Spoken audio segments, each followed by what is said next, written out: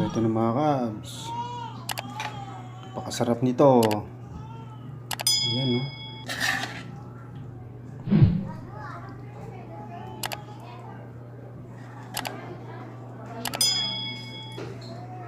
Yan ang tortang giniling ni Kabs. Ayan.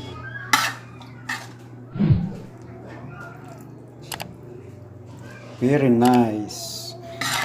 So huwag niyo pong kalimutan mag-subscribe ha. Marami pa tayong lulutuin na masasarap. Luto ni Kabs. Ayan. Alright. Subscribe lang po. Huwag kalimutan i-click ang notification bell. Maraming salamat. Bye-bye.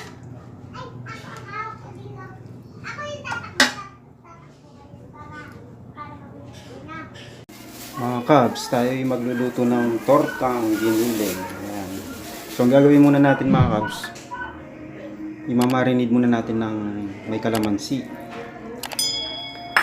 Tapos lagyan natin ng toyo.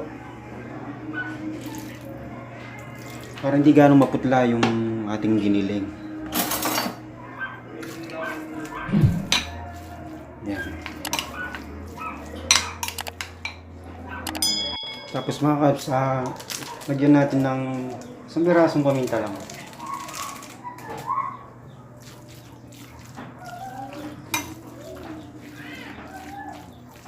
Tapos igigisa natin yan mga Kabs. So tara mga Kabs, samahan nyo ako hanggang dulo.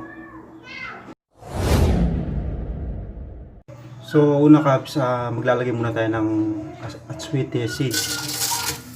Mag-ano lang tayo ng kulay. Para may kulay yung ating.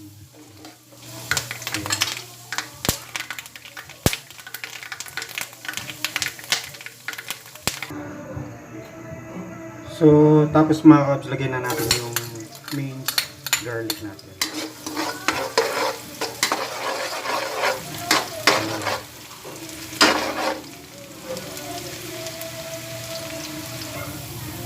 So, dahil golden brown na mga Kabs, lagyan na natin yung red onion natin.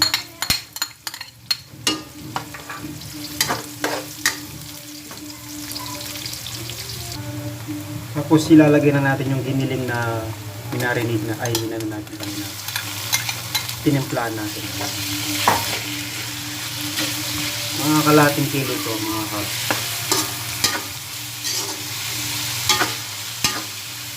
So yan, napakasarap. Tapos lagyan lang natin na isang pirasong orchid.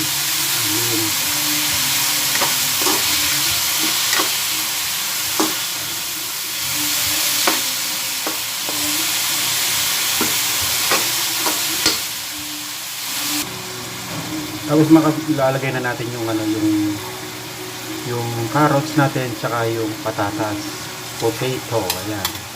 Iniwan natin maliliit.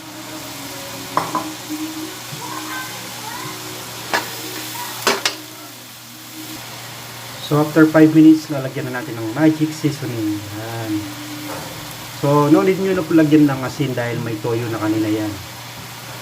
At bechin. So meron na rin siyang magic seasoning. Okay mga Kabs, ito na yung final event natin, yung bell pepper green and red. Ayan. Yun. So pwede nyo rin bigyan ng green peas. Green peas. So yun nilagay ko, bell pepper here para mas mabango. So yan. So after, mga 5 minutes pa to mga Kabs. Update ko po kayo mamaya. Okay na mga Kabs. Taste test na natin ito mga Kabs. So tara mga Kabs.